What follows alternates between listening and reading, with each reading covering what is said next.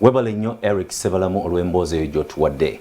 Wabaddewo akavuyo vaawo mpitewo n'embooko mu Owino. Abaserikale aba poliisi military be bayitiddwa okuzza empeera mu nteeko.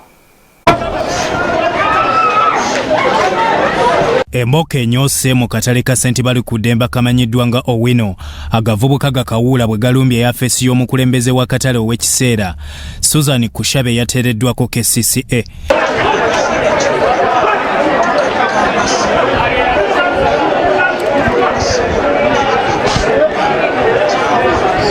Embeera okutuuka wano kivudde ku ludda olw'obukulembeze obubaddeko okusigala nga tebumatidde kubujja mugaati mu kamwa ne bagala abatiisitiisa obupya.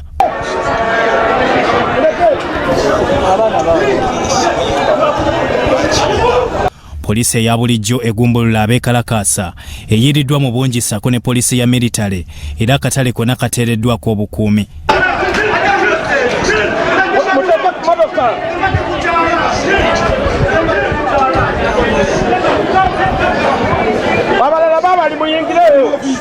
Oluvannyuma embeera eteredde era Kushabe avudde mu yafeesi n'atambula akatale okulambula abasuubuzi bakulembera ku mudaala gwe ogwa Owino Bengazi ayogeddeko nabo.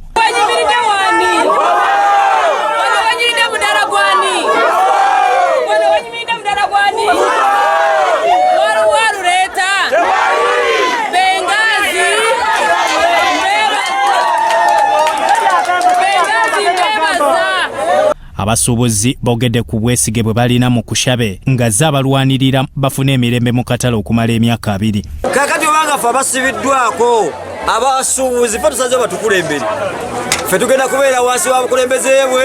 Abaagala obukulembeze obwannamaddala mulinde Italy mwene ekola omulimu gwayo bw'eneemala okusomesa abasuubuzi n'emaliriza ebyetaagisa byonna okuwandiika abasuubuzi bajja kuteekawo enteeka bajja kukola enteekateeka. Kushabe akukulumidde abamu ku bakulu mu KCCA ababadde bakolagana n'obukulembeze obubaddeko nga balemesa buli kimu. Twagala akatale akali ebweru kaveeyo. Kadde munda. Akatale k'ebweru kadde munda.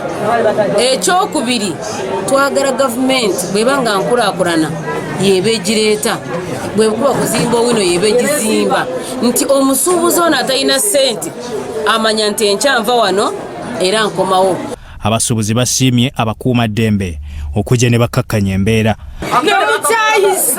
Mumaze okukyayisa gavumenti banefe embeera tugikooye okulaba nga madamu Susan ayingidde wano mu katale kubanga emyaka 25 gye tumaze wano mu Owino abantu babonyeebonye.